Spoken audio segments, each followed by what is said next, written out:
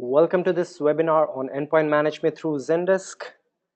I am Anshuman and I'll be taking you through this webinar. Now, before we begin today, if you could just give me a confirmation on being able to hear my voice and view the presentation, that would be really helpful. Just type in a yes in your chat box and we'll be good to go. All right, so we have got a few confirmations here. So guess we can begin with our presentation today. So as you all know, today we'll be discussing on the integration between Zendesk and ManageEngine's Desktop Central, an integration that delivers better IT services. I kid you not, it is 100% true. If you integrate Desktop Central with your Zendesk console, just so many of your worries are going to go away. Now, this is the agenda for today's webinar. We'll be talking about the main reason behind this integration, of course. We'll be talking about why we have done this integration in the first place, and then we'll be taking you through the integration steps, how to configure the Desktop Central app with your current Zendesk console, and then we'll be taking you through the integrated features, some scenarios which you might face on a day-to-day basis where you will actually appreciate having Desktop Central app in your Zendesk console, and we'll also be talking about the key benefits as well as the major frequently asked questions. So moving on to the first and foremost question, why? Why do you actually need Desktop Central app in your Zendesk console? What value it brings to the table? What purpose does it serve? Now we'll be answering all these questions, but what we'll be doing is we'll be using hard facts and data. So let me just share it with you right away. Right off the bat, this data is from Forbes Insights. Forbes, they do research on many topics. This is on the topic called the State of IT Service Management 2017. Now here, they surveyed over 250 senior level executives. Now 1/3 of which were C-level executives. Now I guess we are all aware of what C-level executive stands for. There's CEOs and CFOs, CMOs, so on and so forth. And the rest of them, about 70%, were vice presidents and directors. Now, these are really high-level people. And so the data which we got from them was obviously pretty valuable. We should also keep in our mind that these people, they were from different backgrounds. They were from manufacturing background, and they were from the industrial background. They were from the business services background. So it really covered the whole horizon of industries out there. Now, what exact data did we get from there? I will share it with you right away. The first one being the amount of IT budget spent on ongoing maintenance and management. Now, if you look here on this pie chart, you can see that 41% of the participants have agreed that anywhere between 26 to 50% of their IT budget was spent on maintenance and management. Let me just clear it to you what maintenance and management here includes. It includes patching. It includes maintaining uptime and availability. It also includes ensuring security and all the day-to-day activities which you just cannot ignore when it comes to an organization. In fact, 31% of the participants agreed that anywhere between 51 to 75% of their IT budget is spent on such activities. I mean, these are huge numbers here, but let me share some more data with you. The next one talks about the amount of IT staff time spent on such activities. Now here, if you look closely, more than half the participants, that is 51%, have agreed that they have spent anywhere, that their IT staff spends anywhere between 26 to 50% of their time on maintenance and management. Now, these insights are really surprising. I mean, I don't even have to say anything. I'll just give you the time to wrap your head around these numbers. Let me just share you some more data. This one talks about the current service desk solution as well as the current asset management system. Now, if you look at the third row, you will see that 33% of the participants agreed that they have been using their current service desk solution as well as their current asset management system for anywhere between 2 to 5 years now. In fact, near about 25% have said that they have been using these products, both of these products, for more than 5 years.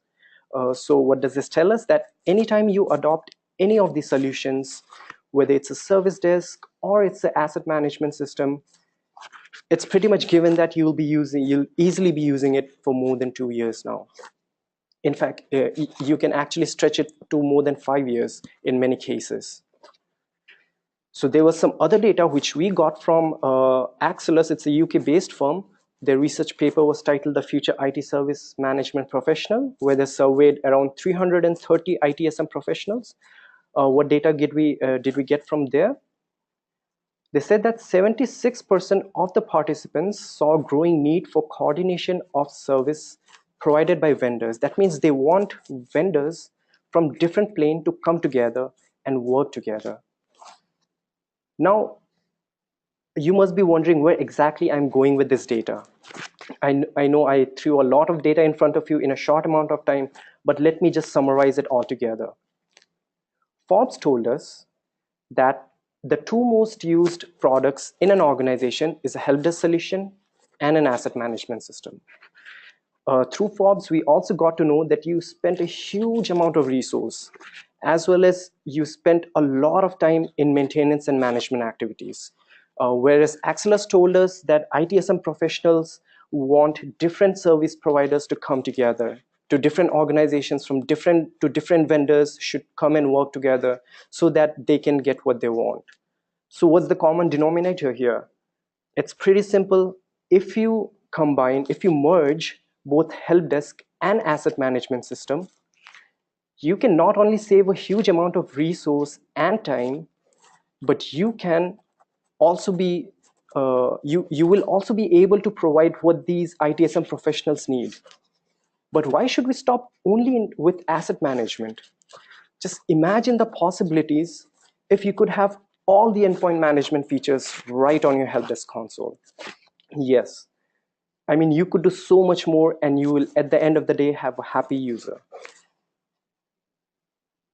Now, this here is the ITIL Lifecycle. I guess all of you must be aware with it. Now, I'll just briefly tell you how exactly we are trying to contribute to this lifecycle here.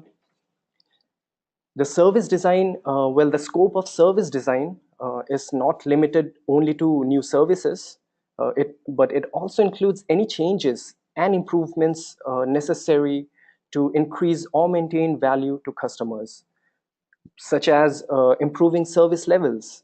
So through this integration, you can meet your SLAs quickly, and you can really resolve your tickets quickly, which really adds value. And again, that at the end of the day adds value to the service design. Similarly, for service transition, which is a phase where testing is done before the design is moved into production, so many of our features do the same thing, such as patch management, where you test patches onto some test machines before you push it to the main machines. Similarly, we have configurations for different kind of machines, for Windows, for Mac, for Linux. And we also know that the IT help desk technicians are quite interdependent on other teams, such as the operation team, finance team, the sysadmin. So what we are trying to do is we are trying to cut down this interdependencies so that the help desk technicians can readily and seamlessly resolve issues, without using too much time. And how exactly we are trying to do that, I'll just show you right away. Now, now for this example here, this is the life cycle of an endpoint related ticket without Desktop Central, of course. Now, if you look here, you can see that, let us assume that this whole process is for a software request. So the user raises a software request, which is then assigned to a technician. The technician then analyzes and evaluates this request and then forwards it to a sysadmin. The sysadmin then installs the software to the user's computer, who again updates the status and sends it back to the technician, and finally the technician closes the incident. Now, if you look for this whole life cycle for a software request, there are just so many steps here. And if you look at the character in between, he's pretty sad. I mean, like, even I would be sad if so much time was taken just for a simple software request. Now, how exactly Desktop Central will help you? Like this. User will raise a request. The request will be assigned to a technician. The technician will evaluate it, and he will resolve the incident right away by deploying the software right from his help desk console, and then he'll close the ticket. That's it. Bam. Right then and there, the ticket will close. No unnecessary steps. The user will be happy. Everyone will be happy. Look at that girl in between. She is so happy. Look at that bright smile. I wish I had a smile like that. I do not, but I'm pretty sure if you integrate DC, that is Desktop Central, with your help desk, you'll be smiling that way. Before we move forward, I would like to remind you that we have a expert panel team with us. So anytime you have any sorts of questions whatsoever, you can type it in your chat box and we'll try to answer it live. Moving forward, these are the common help desk challenges which is faced by almost all the help desk technicians out there. Now, I have only pointed 5 of them. Obviously, there are so many more, but these 5 challenges here are something which you can easily tackle head on with this integration. Now, we all know as an organization grows today, its IT assets grows as well. I mean, these days organizations are growing exponentially, and so are their IT assets. So as the IT assets grows, the volume of incident grows. So it becomes really difficult to handle such a huge amount of incidents and tickets. So to lower that burden, we have done this integration. Now, we have been talking about Desktop Central whole along. Many of you might not be aware like what exactly this is, what exactly Desktop Central is. So I'll just give you a brief description of our product, Desktop Central. Now, Desktop Central here is a unified endpoint management solution. Now, with this software, which is a web-based software so that you can access it from anywhere, you can manage all sorts of endpoints. Now, whether it's a laptop, whether it's a computer, desktop, whether it's a mobile device, servers, printers, I mean, all the endpoints you can manage through Desktop Central. These features which you can see here are one of the major features of our product. We have software deployment, through which, of course, you can deploy softwares. We have patch management, which is actually one of the really big features here, which really keeps your network safe. We have asset management, of course, to manage all the assets out there. You can manage mobile devices. You have remote control for remote troubleshooting. System tools also aids on with remote troubleshooting, as well as you have an extended capability of reporting. So you can really customize your reports according to your needs. These are the OSs which Desktop Central supports. We support Windows, Mac, as well as Linux operating system.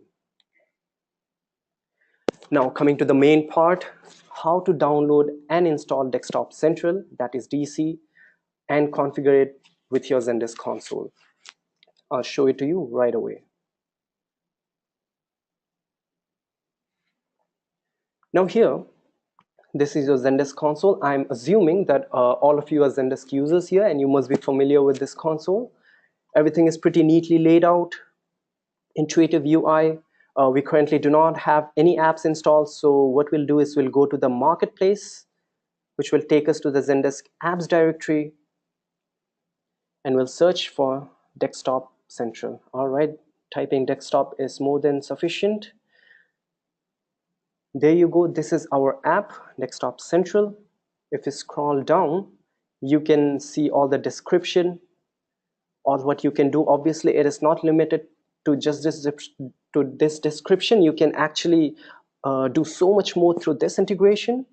You also have a how to install guide here. In case you're more confused and you're having more trouble, you can always click on learn more, which will take you to extensive guide, but I will just go ahead and install this free app for you.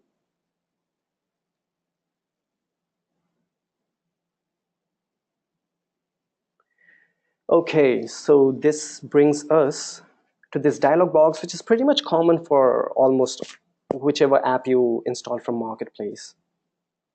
Now out here you have options to enable role restrictions. I mean, you can put as administrator, team leader, whatever you would like to do. You can also enable group restrictions, but I will be skipping all those. I will just go ahead and install this app directly, and it shouldn't take much time. It's a really small app and it's completely free, obviously.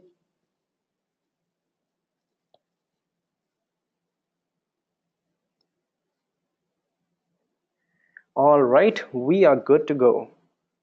As you can see, now we have the Desktop Central app under the My Apps section, as well as the DC logo right here on your leftmost navigation bar. So our next step would be to click on this DC logo, which will take us to step 1 of 3 on configuring Desktop Central. Now, if you have never tried Desktop Central, or if you just want to get a small taste of it, you can go ahead and download the trial edition, which is free for 50 endpoints. I mean, it's completely free. You can go ahead and try that. But I have already set up a server for you, so I will go ahead and press next, which will take us to step 2 of configuring the Desktop Central server. Now here, we'll have to paste the URL of your current server. So this is the main software, the Desktop Central software. So I will just copy this server, this URL here, and I will just paste it right here. All right, so we are on to step number 3. That is the last step. Here you have to put in the username and the password and all these credentials. So these credentials are the same credentials which you are using for your Desktop Central main software here. I will take this time to tell you that this integration is a single sign-on integration. So this is just a one-time configuration. So next time, whenever you are trying to sign in your Desktop Central, you don't have to go and sign in separately to this main console here. All you have to do is type in your Zendesk credentials and you'll be good to go. So we'll click on finish here and it's done. Voila. We have this small description which tells all what you can do. Obviously, it is not limited to this description. You can again do so much more with it. So I will go ahead and close it, which then takes us to this setup. Now here, you can edit the Desktop Central server as well as the Desktop Central admin credentials anytime you want. Like whenever you would like to change it, you can do it anytime. Well, we have the dashboard as well as the main Desktop Central app, but we'll come to that later. Let me just take you towards the integrated features which we have here. First and foremost, the dashboard, which I will show it to you in a short while. And then we have install and uninstall software, which helps you for software deployment, and you can even uninstall softwares through that function. So there's no more need to move around. There's no more need to go to the user's computer. You can directly do it with a single click. That's it. We have advanced remote control, which is extremely useful for troubleshooting. You don't, you also have options such as remote shutdown and remote and wake on LAN. So you can troubleshoot right from your desk. Like you don't have to move an inch. You can, even if the computer is asleep, you can wake the computer up, you can troubleshoot it, and you can shut it down. We have asset management, through which you can manage all the assets in your organization, as well as we have patch management, which again is really important in keeping your network safe. Now we'll be going through all these features one by one. First, starting with the dashboard here. Now I'll click on the dashboard, which takes us to this beautiful, simple dashboard. Everything is clearly laid out. The first one being inventory, where here you can see, you can look at the computers by operating systems. We have currently 2 computers which are running Windows 10 and a single computer running Windows 8. You have computer audit summary, you have software summary, software compliance summary, warranty summary. The software compliance summary is also really helpful because you certainly don't want to be caught in a situation where you're using a commercial software and your license is expired, or say you are over licensed. So this really gives you a small summary on what all softwares are there and what's their uh, license. And this one talks about the warranty, like your assets which are expired. And coming to my favorite features in this dashboard under the inventory section are these two, the software metering summary as well as the prohibited software details. Now, what is the software metering summary? Now, the software metering summary tells you about how much a software has been used. Now, why will you need that data? You will need that data to know if a software is being used quite a lot, and if you need to purchase more licenses for it, or say if the software which is being used quite a lot but it's actually not that productive, maybe. So maybe you'd want to shift your maybe you'd want to change the softwares, maybe you don't want to buy any more licenses for that software. Similarly, I mean, like, you can see it tells you about the usage duration, how much the software has been used and how many people have used it, as well as the discovered count. And prohibited software details tells you about all the softwares which you have prohibited for usage in your network. Now, obviously, there are many softwares which you do not want to be installed or used in your network because they are vulnerable, or due to so many reasons, they are not productive, uh, so on and so forth. So this will tell you if anybody has tried to install that software, obviously, and the list of what all softwares you have prohibited. Moving forward, I will take you to the patch dashboard, which tells you about all the patches by the severity. You can look here, we have 29 critical patches missing, and we have 56 important patches missing, so on. And then this one tells about the patch status summary, all the applicable patches, missing patches, install patches, new patches. And this one here talks about the system health summary, which tells you about all the systems health-wise, which systems are highly vulnerable, which are healthy. So it really, gives a small glance of everything that is going on in your organization when it comes to patching. And at the end, uh, this one talks about all the computers which are being managed using Desktop Central, the total number of computers. So we use agents to manage computers, so in which all computers the installation of agents have been successful, and which all computers the installation has failed. It will tell you all about it. And last but not the least, the whole Desktop Central software right in your Zendesk console. Now, I will come back to this later because there's just too much going on around here, so I do not want to confuse you with that. So we will start with some scenarios so that you can understand more on how you can use Desktop Central app, that is the DC app, in your Zendesk console. Now, the first scenario here is a user requests for a business software application. Now, how would you deploy a software from Zendesk? It is pretty simple. I will just take you to the tickets section here. We'll go to all the unsolved tickets. You can see there's a ticket by Alex here who has requested for Adobe Reader. So assuming I am Mark, the technician, And Alex has asked me, could you please install Adobe Reader in my computer? Of course, Alex, we can definitely do that for you. Now, all we have to do is select the computer here, that is Alex. We have to click on Deploy Software. We have to click on Adobe Reader, and you have to click on Deploy. You can uninstall Adobe Reader as well, but we'll install it. And bam, that's it. That is all you have to do. As you can see the status here, it's shown ready to execute. As soon as the software is deployed, the ticket will automatically be closed. And if you notice here, you will see that a note is already is automatically generated. So you don't even have to manually type in the note. Like everything is set out for you.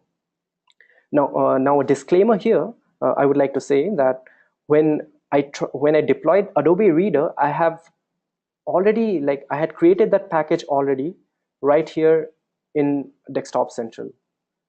So you have to make sure that those packages are created in the Desktop Central so that you can deploy here with a single click. But seriously, see how easy it was. Like, there was no need of doing anything else. There was no need of going to the sysadmin and then requesting him to transfer the software to Alex. So it really cut down on so many unnecessary steps. And I would also like to point out in this situation that we have something called software repository in Desktop Central, where we have over 2,000 softwares. Yes, that's correct. We have over 2,000 softwares in our software repository, which you can use anytime you want. Like, everything is laid out for you. All you have to do is select the software, create the package, and deploy it. That's it. That's all you have to do. So I guess you can appreciate here how much time you just saved for this software deployment. So we'll move on to the second scenario. This here talks about a user who raised a ticket for computer slowness. Now, how would you effectively troubleshoot and resolve? Now, computer slowness is really one of the biggest problems in any organization. I mean, like, it's probably one of the top 5 tickets out there. And I'm pretty sure all of you must have faced this scenario sometime or the other. Now, how would you do that using your Zendesk console? Let me just show it to you. We'll again go to the unsolved tickets section. Again, it's Alex who is having another trouble. Alex says, my computer is running extremely slow. Please help. Of course, Alex, we will definitely help you with this. I'm pretty sure you all must be having one Alex in your organization as well. No offense to Alex, but yeah. Coming back, what all could be the reasons for a computer running slow? I mean, it's possible that there are many processes which are running into the background of his computer, which is taking up a lot of RAM, or maybe there are unnecessary software usage or something. So first of all, if we want to check all the processes, we can click on this drop-down menu, or we selected Alex's computer, we'll click on the drop-down menu, and we'll click on System Manager. Now here, as you can see, all the processes which is going on in Alex's computer can be viewed right here. Pretty neat, isn't it? Yep, so from here you can kill any process, any unnecessary process which is being used. All you have to do is click on this cross and that process will be closed. You can also go to services. You can look at all the services which are running in Alex's computer or into the user's computer which you are trying to troubleshoot. You can click here and you can disable the process, and you can again start it as well. And you can also directly go to command prompt, which is used quite a lot while troubleshooting. And then you can look at the registry, file manager, event viewer, device manager, and you can go through all of it. So we'll close this here, so that we can take remote control, so we can just control Alex's computer directly to look at the problem. When I click on remote control, we get this option, specify the reason to establish connection to the remote computer. All right, so I will just type troubleshooting. I'll click on connect.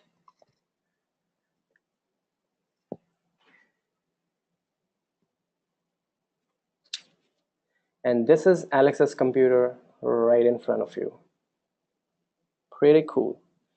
All right, so there are so many things which you can do from here. I mean, you have like the complete control of Alex's computer. Any issue, any troubleshooting you can do right from here.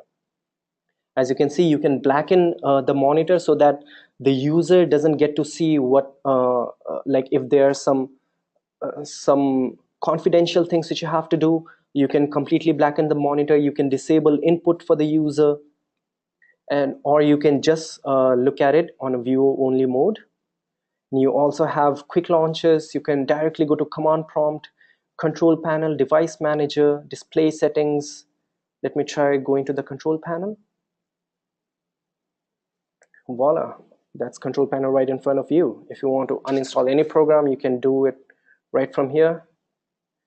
Okay, I do not want to install any program from Alex's computer. But yes, we also have power options, which is extremely necessary when it comes to troubleshooting, because after troubleshooting, there are so many times when you would like to like reboot the computer, or you'd like to shut down the computer if the user is not there. So you can do all that from here, as well as you have admin task where you can clean up the disk.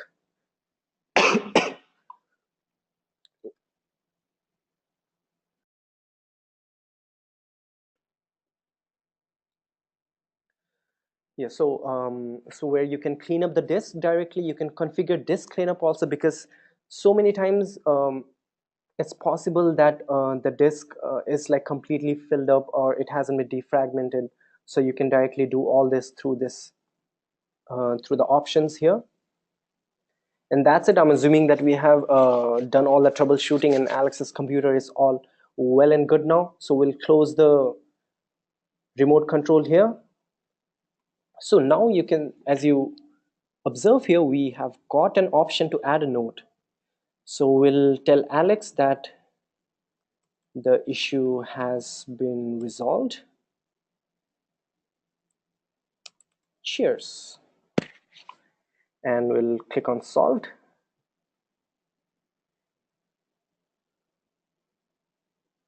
And you're done. Now, if you look at this note here, you'll observe that there's a session video.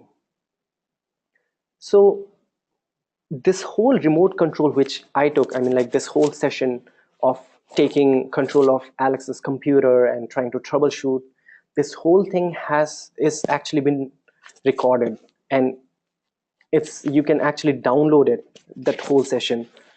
And this thing again is extremely helpful. I mean, say if there's a persisting issue which isn't going away, maybe while troubleshooting, you can get it recorded, and then you can forward it to all the other technicians so that they can learn how to tackle such sort of issues again. So it's really helpful, and it also helps in auditing purpose. So if anybody wants to see what actually happened, if there's any auditing happening, so all this is really helpful there. So I guess and if you notice, I did all of this troubleshooting right from my desk. I did not have to physically move anywhere. Now that is probably the biggest plus of this remote control. I mean, you do not have to move at all. You just have to sit on your computer right on your desk, and you can troubleshoot anywhere, anytime. Computers in remote offices, yes, you can troubleshoot computers in remote offices as well through this function. So we'll move on to the third scenario, which is how to keep your network secure with the latest patches in case of a ransomware or a malware attack. Now, I guess all of you are aware of these recent ransomware attacks such as WannaCry and eternal rocks, and I don't know, I mean, like, there were just so many attacks have been happening these days, and like everyone is scared of what might happen next, like what could be the next attack, when can it come, is our network secure? So you do not have to worry about all of those if you patch up your computers regularly, and if you keep them safe. And that's exactly what you can achieve through Desktop Central. I'll just show it to you right away. So we'll just click here and we'll go to the Desktop Central function, to the main Desktop Central panel. And if you go to the patch management option, you can see that there's this option called automate patch deployment. You click on the automate patch deployment, you schedule a patch task, and you just select this option. Scan systems, download, and deploy missing patches. That is it. You just have to select this option, and all the systems in your network will be scanned automatically. And if any patches are missing, they will be downloaded and they will be deployed. And this is not only for Microsoft patches, it is also for third-party patches. In fact, we actually support more than 250 third-party softwares. Now, that is a huge number there. You can also select these patches according to their vulnerability. I mean, like, how important those patches are. Are they critical, important, moderate? If they're non-security patches, service packs, feature packs, you can select all those here. You also have option for third-party applications, like I just said. And then here you can delay the deployment, and you can create deployment settings. You can deploy it anytime you want, whenever it is convenient to you, because you certainly don't want to be deploying patches when a user is using the computer. So you can choose the deployment settings here, and then you have scheduler settings. And then you can choose the target. I mean, like, you can choose a complete office, or you can choose a single computer. It's up to you. And then you can also get a notification whenever you want. All you have to do is type in your email address, and you have to create and deploy. That's it. That's all you have to do. Now, that is how you will keep your network secure with patch management by Desktop Central. I will again like to remind you that there's an expert panel with us. So if you have any sorts of questions, feel free to ask. Just type in your chat box any questions, and we'll try to answer you right away.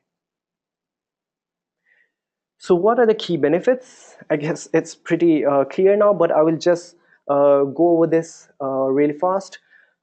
You can increase the operational efficiency. Obviously, you can resolve incidents at light speed.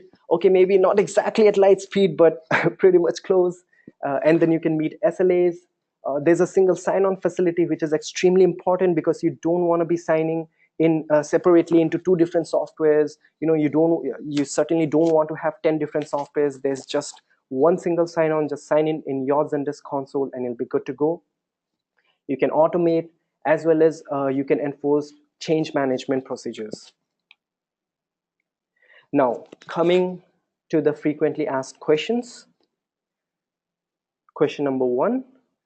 When I create a new software package in Desktop Central, should I manually add it to Zendesk? Now, I just showed you how to deploy a software a while ago. Now here, a user wants to know if you have to manually add a software in your Desktop Central console as well as in your Zendesk console. And the answer is no. As soon as you create a package in Desktop Central, it is readily available in your Zendesk console. Simple. Question number 2, using this integration, how to manage computers which are located in remote office locations. It is pretty easy. Let me just show it to you. Say if you want to manage a remote office, if you want to manage computers in remote office, all you do is go to admin section, go to scope of management, go to remote offices, and just add remote office. That's it. That's all you have to do. You put in the server IP address, the office name, the HTTP port, and all the basic mumbo jumbo, and you'll be good to go. So this way you can directly manage computer in any of the remote offices. Question number 3.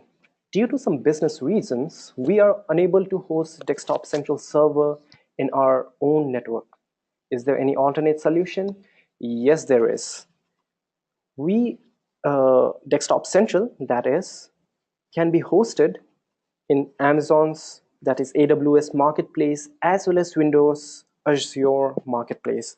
So we really give the flexibility to organizations, in case they do not have the capability or the permission to host the Desktop Central server in their own organization, they can use all these places as well.